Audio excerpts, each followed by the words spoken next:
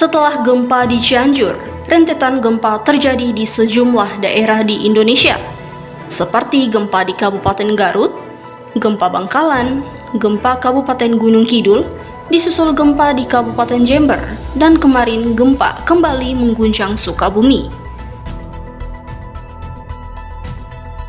Dilansir dari CNBC Indonesia, pakar gempa dan dosen teknik geologi UGM, Dr. Gayatri Indah Marliani, ST-MSc, berpendapat bahwa gempa di Cianjur pada 21 November 2022 tidak memicu gempa yang terjadi di wilayah lain di Indonesia.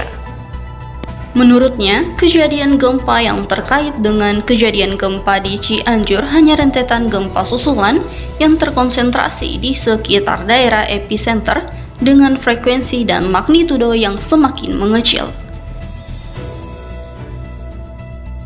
Kejadian gempa di Probolinggo misalnya, menurut Gayatri itu terjadi terkait dengan aktivitas sesar aktif Probolinggo yang berada di darat. Sementara itu, gempa Garut berkaitan dengan proses subduksi. Wilayah di sepanjang zona subduksi seperti sepanjang lepas pantai barat Sumatera sampai Lombok memang berada pada daerah tektonik aktif, sehingga banyaknya kejadian gempa di sekitar wilayah ini sebagai sesuatu yang wajar.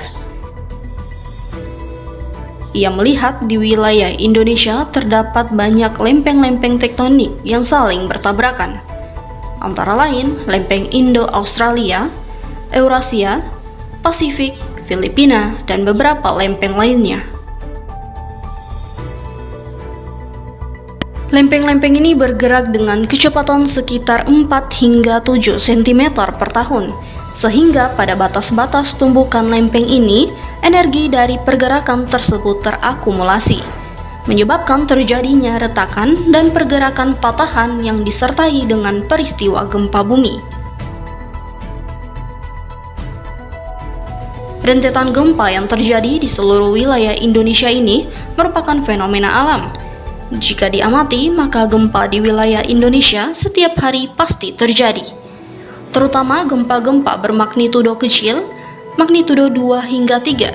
Sedangkan untuk gempa menengah, magnitudo 4 hingga 5, frekuensi kejadian harian juga cukup besar.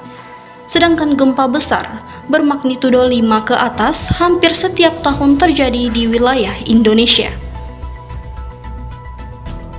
Telisik TV mengabarkan.